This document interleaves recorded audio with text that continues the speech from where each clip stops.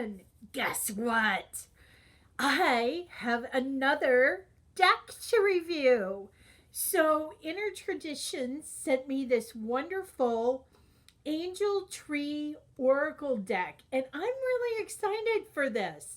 I have just recently, over the last year, been getting into angels and kind of removing that Catholic stigmatism from the word angel. So I'm really excited to have this deck. That is beautiful. So the back, it says there are two types of angels, those with wings and those with leaves. Oh, I love that.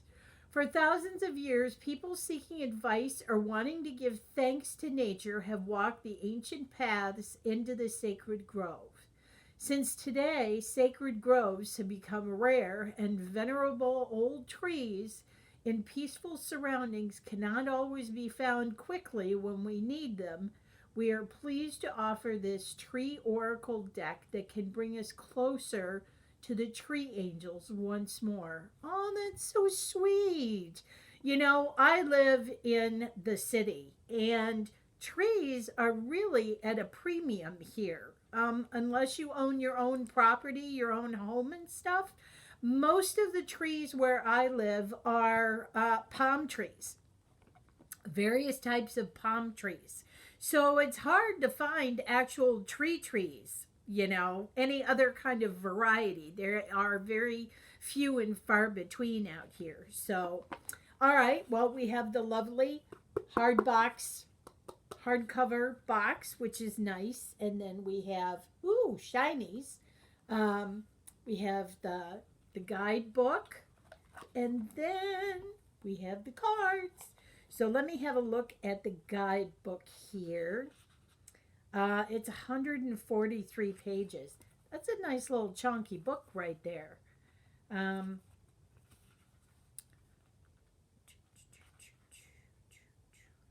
see. Ooh. Oh, nice. It's got a table of contents with each of the cards listed. That is always nice to have. When you got to go digging through the book, it's not so much fun. So, welcome to the Wildwood of the Soul. Tree knowledge, the descent of trees. Oh, that's great. Nature spirits and tree angels, tree oracles. Oh, it gives you lots of information about the trees and the tree oracles. And then there's a primeval doorway spread and a medicine wheel spread in the book. So they've got two spreads, and then the rest is about the cards. So they all have a black and white picture, and then I think it's a poem, and then the write up. And the write up can be, a page, or it looks like, maybe a page and a little bit more. And that is the book, I think, sorted. Yeah. Yep, that's the book. All right, let's get into these cards. They are oracle sized cards. Oop. Gonna have to. Well, come on, Jen. The little I like that it's paper. It's not plastic, it's paper, so that's great. Okay, here is our backs. Ah, the flower of life. I love it. I love it. I love the green color too. This is like a deep leafy green. It almost looks like a leafy kind of texture to the color too. So I love that. All right, here's our cards. So we have 0, which is birch. That's pretty. Let's see. We have ash.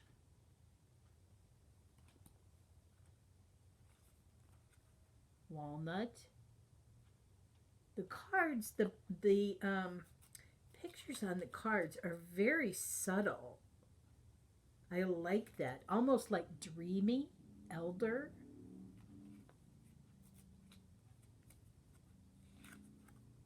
Holly. Very ethereal. I love it. Well, they're supposed to be angels. Duh, Jen.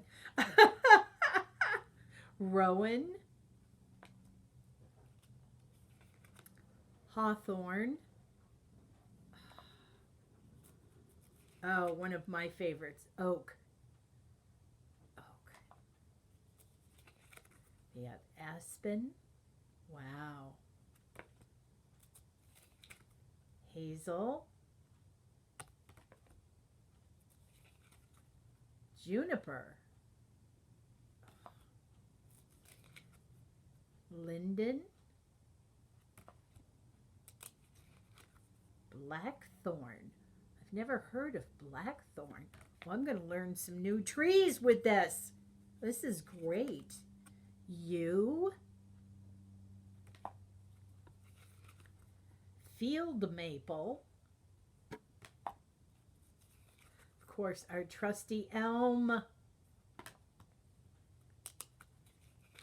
Black poplar. Ooh, that's pretty.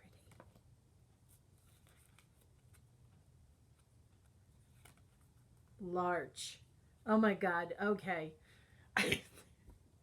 Every time I see larch, I can't help but think of Monty Python and that sketch, The Larch. Am I the only old fogey who remembers Monty Python sketches? That's great. The Larch. That's already my favorite card in the deck. We have white willow, Scots pine, apple. Oh, I grew up with a crab apple tree. Love that tree. Spruce, ivy. I have so many stories I could tell about some of these cards that I'm getting in regards to the trees. Olive. I didn't think I'd have that many, but I do. So we have almond. Ooh, here's another new one. Hornbeam. Never heard of this. I'm loving these. Absolutely loving these. And I'm also loving the photos. The artwork is just beautiful. Here's beech. Oh, wow. Cedar of Lebanon. I wonder if that's different than just plain old cedar, or maybe that's what plain old cedar is. Oh, gosh.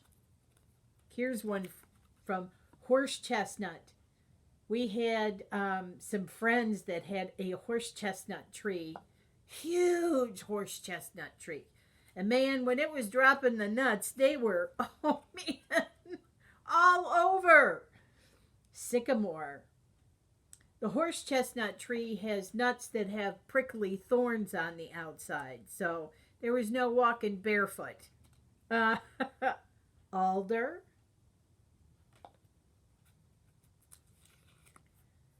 Pear. Oh, here's another new one. Pipehole. Pipehole. Wow, that's gorgeous. We have ginkgo. I did not know ginkgo was a tree. I thought it was a bush. Huh. Lovely cherry. Ah, yes. Remembered cherry. At some point, I lived in Virginia, and my husband's family lived in Maryland, and they worked in Washington. And we went one year when the cherry blossoms were out. Oh my God, my allergies went bananas. I didn't know that the blossoms were going to be full on, so I didn't take any allergy medicine or anything. And oh my God, my face blew up. My eyes were closed. I was crying. The whole family was mortified. I felt bad because it's a beautiful sight, but I got to see it once at least. And then our last card is myrrh. Oh, this is a lovely deck.